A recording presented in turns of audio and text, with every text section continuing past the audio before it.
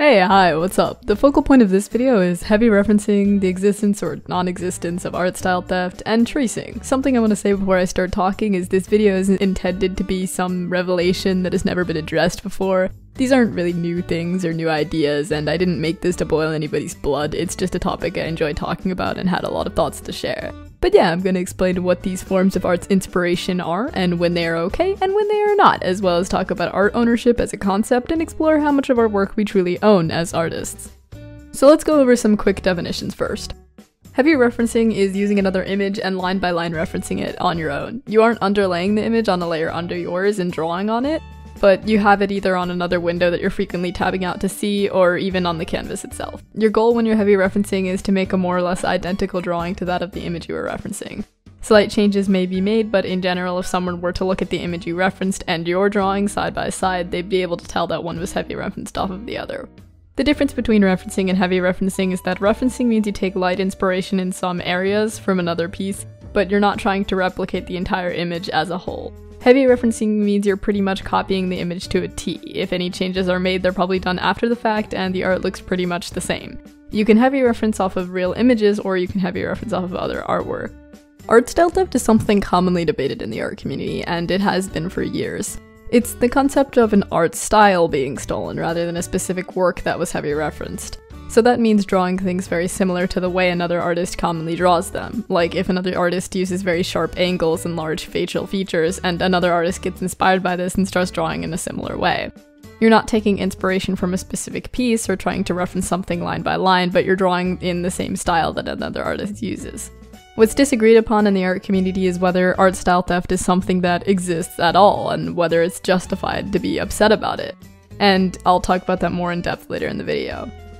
Tracing is pretty straightforward. It's when you're replicating an image by tracing over it. Sometimes this means you put the image in a layer under yours and turn the opacity down. You've more likely than not heard that before, but I'm explaining it anyway for consistency's sake. So all of these bring their own dilemmas, which usually involves, can you do them at all? Can you post them online? Do you need to credit when you do? Are you stealing if you do? You might wonder why this even needs to be an issue at all, why these things actually matter, but the reasoning is because when it comes to art, it's really hard to place what an artist could actually own and when it is reasonable to say something was stolen from them. Think about it this way. With a physical item, if you had ownership of it and someone takes it from you without your consent, that's pretty reasonably considered theft.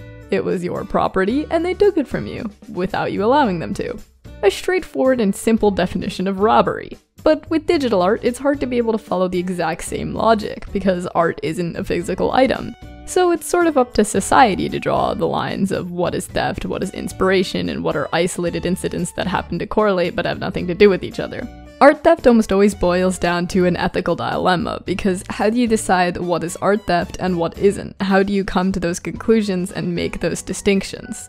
So imagine it this way. Let's say you draw a cat in a certain pose and you post it online. If someone draws the same cat in the same pose after you do and also posts it online without mentioning your name at all, is that theft?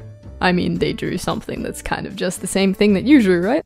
And they drew it after you made it, so it's very possible that the concept was taken from you, right? But the problem is you don't own cats, you didn't create cats, so someone else could draw cats if they wanted to. And you don't own a pose, you didn't create that pose. Cats have been making that pose since long before you drew it. So someone can draw a cat in the same pose, right? Well, yeah, kind of. But doesn't it also depend whether the drawing they made was just them having the same idea, or them actually seeing your art and intentionally making the exact same thing? But how can you prove one or the other? And what are you supposed to even do if you suspect that they stole from you? Can you do anything? Are you justified to do anything? This is a well-discussed issue with all forms of digital art, including music. Music theft as a concept is something that's been discussed for decades. So let's say a band wrote a song with a certain guitar riff that really defined the song. Can another band take the same riff as the first band and make a song with it? Is that stealing? You might say yes, it very clearly is. But okay, what if the riff was just a harmonic minor scale played in a certain rhythm? You can't own the harmonic minor scale, can you? That's just a part of music, you can't own that. You can't own a rhythm either, can you? Is someone stealing from you if you never really owned what was being stolen to begin with? It's commonly said in the art community that you can't own colors, poses, or styles. Which is true, these are true statements. You can't own a pose that a human body can literally do. You didn't invent it, you weren't the first person to draw it, and other people will draw it whether they saw your art or not. You can't own colors because colors exist in nature. You didn't create them, and again, you weren't the first person, nor will you be the last person to draw with a certain set of colors. And art style theft isn't really a thing either, which I'll go into more detail about later. But if you can't own any of these things, on what grounds can you ever accuse someone of art theft unless they reshared the exact same file of your art? Art theft does exist further than that, right? We as creators have some sort of ownership over the content we're creating and putting into the world, right? I can't actually answer these questions for you. I could probably argue either side and make them feel at least somewhat reasonable because both sides of the coin have fair points. But what I can do is go over more specific forms of art inspiration, like heavy referencing, style theft, and tracing, and share my individual thoughts on those. The reason I brought up what I did in the video so far but didn't give you a complete answer was because that's the way you should be thinking when these topics are brought up to you. These are the questions you should be asking yourself. And you should generally consider that art ownership is not something we fully understand yet, because it's such a complicated topic that it's hard to put a definitive answer without someone bringing a point that contradicts yours, a point that in itself is also wholly reasonable. So let's talk about heavy referencing. Heavy referencing is a way to learn. Is it a good way to learn? Is it the best way to learn? I'm not entirely sure. What I do know is that I heavy referenced as a kid. I'd look up art I liked online and try to replicate it in my sketchbook, until I heard from some guy on the internet that referencing in any way was wrong, and I avoided it like the plague for the next 2 years. But in general, when you're starting out or even at any point in your art career, heavy referencing is a method of figuring things out. It's very stigmatized as a bad thing that only bad people do, but I think it's really not that big of a deal so long as you're not posting it online or trying to pass it off as your own. Obviously, you should not try to post heavy referenced art online for interactions, but separate from social media, heavy referencing is a form of study. It can help you learn things that you didn't know before, and when you don't know how to draw something or want to figure it out, heavy referencing might be a good way to educate yourself. I think, in my humblest opinion, it's not the best method of study to use consistently. If your only way to learn is heavy referencing, you might build a dependency on doing so and will have a hard time generating original artwork on your own. And when you have ideas of things you want to draw in your head, you might not be able to put them down on paper because you're only able to draw art that already exists that you can reference off of. In combination with other methods of study, there's nothing really inherently wrong with heavy referencing to learn. I think it's good if there's specific things that you can't figure out how to draw, but maybe less good if you're trying to learn broad concepts. Again, you shouldn't attempt to pass off work you have referenced as your own. This is just wrong, and if people catch you doing so, they will get upset, and reasonably so. While referencing in general is not a problem, and there's nothing wrong with posting art that was generally referenced off of something else, if you're heavy referencing in the sense that you're directly trying to replicate the line work of the original drawing and maybe bucket it in with your own colors, this isn't light inspiration or light guidance. Very little of your own creativity, skill, or effort was put into that drawing, and it's misleading to put it out as your own original content when it wasn't. If you make it clear that the work was heavy referenced and you credit the original artist, then you can post it online, but I feel like there really isn't a point in doing so. And if you want to avoid a future headache over people getting upset at you, it makes more sense to keep studies like that to yourself. So what about art style theft? You can't steal an art style. It's as simple as that. Well, yes, your art style is your unique way to express yourself. If someone is just drawing their own work in a similar way to how you do, they aren't actually stealing anything from you. We have all been inspired from somewhere with how we draw. If you think about it, it's a little entitled to get super upset that people are drawing their own original content, but just in the same style as you, when it's not like you generated your style 100% wholly on your own. Even if you drew photorealism, you're still being inspired by nature. There are a lot of more popularized art styles that have just been around for a while in the art community and are used by a lot of people. There are tons of furry styles that many furry artists draw in. The animation community has a few distinct styles that are used by a lot of people. These styles exist and were popularized because of inspiration.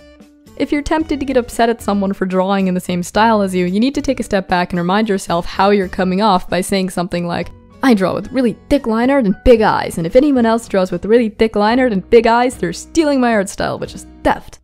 It's very possible that the other person could have even just had similar ideas as you did without knowing who you were, or even thinking about you when crafting their art style.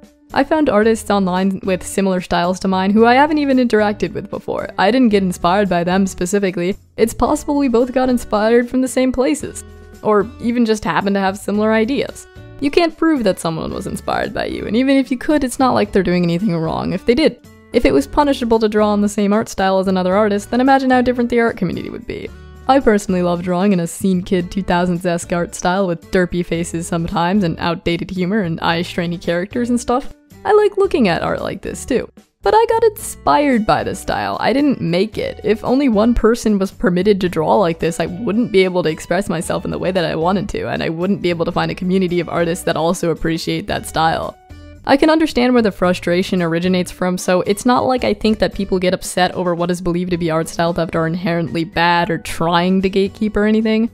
I can understand that it must feel bad to put out your own content and then see a bunch of really similar stuff be pumped out the following days without any recognition to you for it at all. That probably stinks and feels pretty shitty.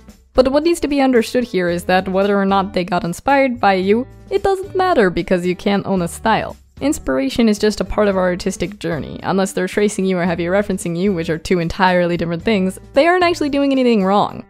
I guess what I'm trying to say is that if there's no specific work that you can point to and say they heavy referenced from, then they probably just got inspired by how you drew things and didn't actually steal any specific piece, which isn't inherently stealing anything. The only time I could possibly consider style theft as an actual issue is if someone is trying to pretend to be you by imitating your art style and going by your name online or something, which is more of an issue of identity theft in general rather than the fact that they're just drawing like you. Okay, so what about tracing? So I feel like I have really similar thoughts on tracing as I do heavy referencing. It's a method of study, but it shouldn't be posted online in an attempt to mislead viewers into thinking it's original content. I don't think tracing is the best way to learn either. I think it might be beneficial to you once in a while to get used to how certain things look or replicate a certain style, but when done consistently, it can also induce a dependency on it and make it hard for you to draw on your own. I think, just as a general rule of thumb, when you're doing any sort of art study in general, you should try and include a variation. If you're exclusively relying on tracing or heavy referencing to learn new things, you're not really helping yourself in the end of the day. I think the reason people look down on tracing so much is mostly because of art thieves. A lot of people are worried about people tracing their art and passing it off as their own online because it is something that happens.